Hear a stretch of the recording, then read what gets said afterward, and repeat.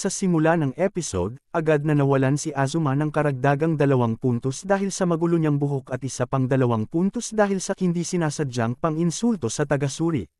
Binigyan siya ng hairband ng isang babae na kasali rin sa kompetisyon. Pagkatapos, nakilala ni Azuma si Kawachi Kyosuke, isa pang aplikante.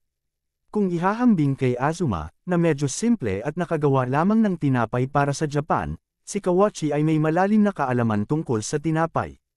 Nang makita niyang nagmamasa si Azuma ng kanyang tinapay, agad niyang natukoy na si Azuma ay mayroong solar hands.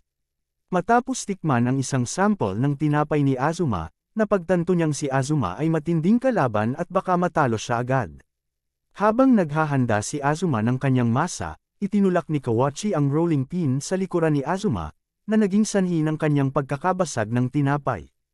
Gayunpaman, bumangon si Azuma at gumawa ng tinapay na hugis bundok Fuji, at nakakuha ng 2 puntos pabalik samantalang ang pinakamalakas na kakompetensya, si Sobara Kai, ay walang nabawas na puntos.